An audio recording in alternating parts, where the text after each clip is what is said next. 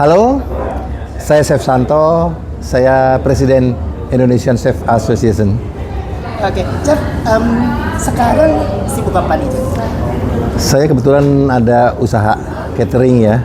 Kebetulan ada catering tambang dan catering MBG juga kebetulan saya pegang ya. Artinya saya ingin berkontribusi real terhadap masyarakat. Karena memang walaupun katakanlah MBG itu banyak disorot orang, tetapi dari sisi kami, saya sendiri, niat saya itu untuk ibadah. Untuk di samping tentunya kita yang memikirkan profit, tapi itu bukan yang utama menurut saya. Jadi saya tetap ingin berkontribusi untuk anak-anak negeri kita. Gitu. Oke. Sebenarnya kalau bicara ini kan Chef juga profesinya pastinya sebagai chef ya, tapi kan di organisasi Chef sebagai ketua lah gitu. Tantangannya di mana sih di dua bidang itu, Chef? Ya, menurut saya ini sebetulnya masih ada korelasinya ya. Artinya kebetulan saya background saya chef, kebetulan usaha saya juga tentang makanan dan minuman, dan kebetulan juga organisasi yang saya pimpin ini kan tentang kuliner ya, chef-chef seluruh Indonesia. Jadi selalu beriringan lah menurut saya gitu. Kalau untuk di ICA sendiri, Chef, boleh dibilang sekarang itu anggotanya berapa sih? Anggotanya 6.000 lebih sekarang yang aktif ya.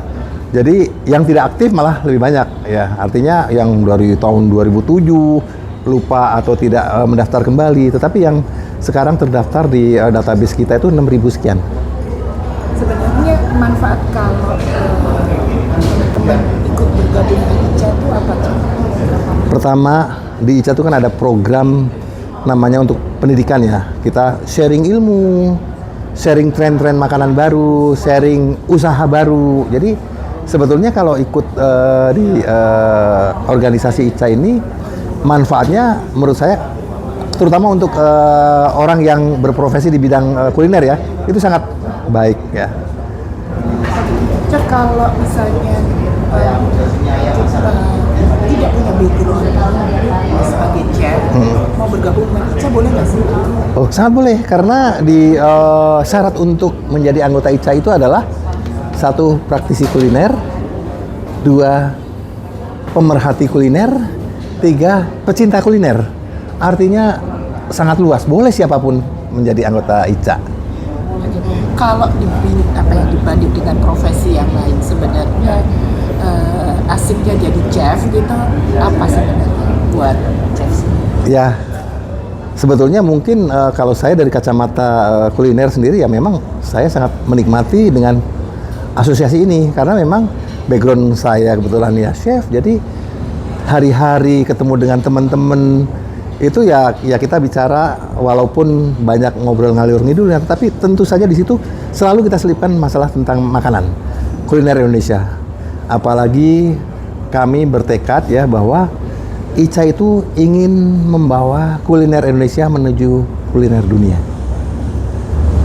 Tapi kalau tantangan sendiri ya, Chef, sebenarnya banyak orang kadang melihat profesi chef itu masih dipandang sebelah mata dibanding mungkin dokter, insinyur, Oh iya. yang lain.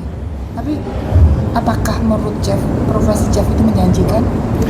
Menurut saya sangat menjanjikan ya. Jadi karena sekarang ini banyak generasi muda itu yang bercita-cita ingin menjadi chef. Boleh kita lihat dari 15 tahun ke belakang lah ya. Dulu itu orang, wah apaan itu chef? Tapi sekarang sudah mulai kok.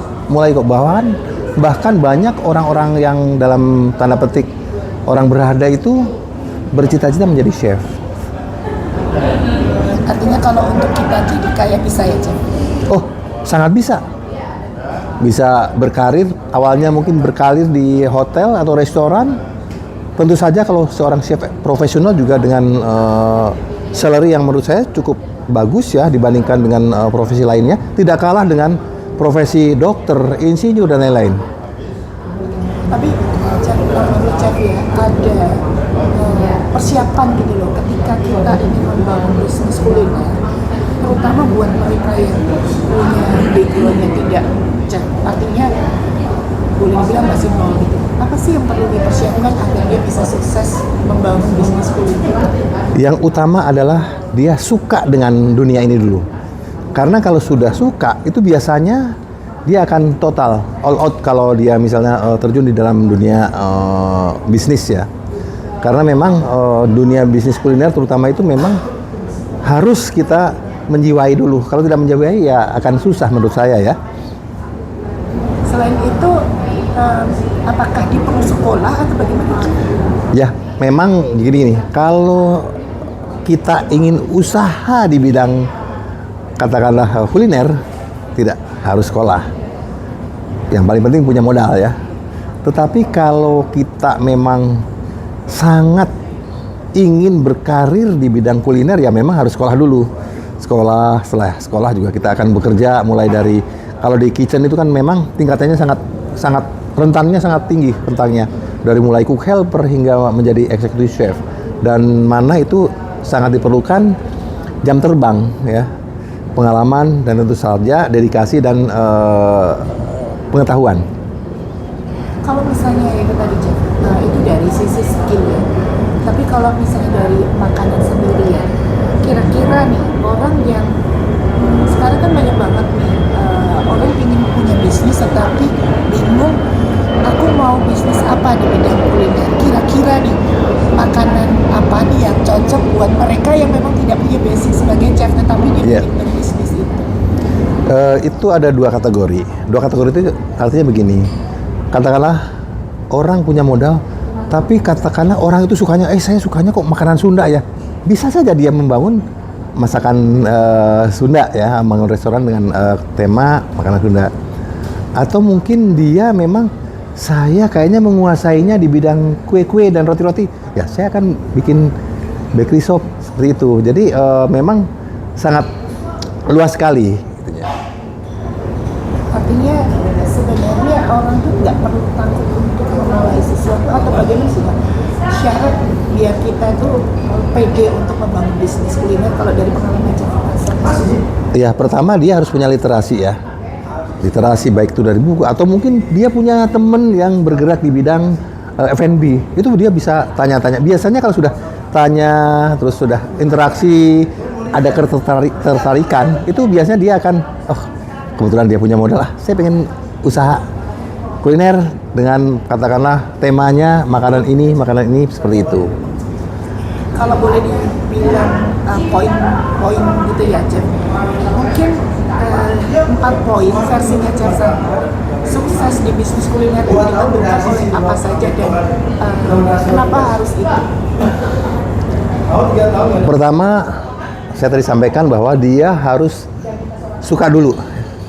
Kedua, suka harus juga ada punya kemauan untuk berusaha, kemauan untuk belajar. Ketiga, dia juga harus tahan godaan, tahan badai, tahan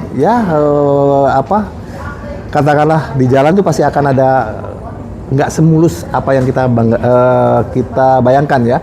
Kadang-kadang ada cobaan ini, kadang-kadang restorannya nggak sesuai dengan diharapkan. Keempat, harus konsisten. Konsisten itu dalam artian terutama untuk rasa ya. Jangan sampai hari ini makanan A, katakanlah nasi goreng misalnya contohnya, rasanya seperti ini. Orang yang sudah nyobain, wah sudah kebayang dong, saya besok mau makan nasi goreng di restoran A karena rasanya saya sudah cocok kan. Nggak taunya besoknya pas dia datang tidak sesuai dengan itu. Makanya gunanya kalau di restoran atau di hotel itu selalu ada namanya standar resipi. Jadi siapapun yang membuat itu karena semua sudah ada resepnya, akan kurang lebih sama lah hasilnya begitu.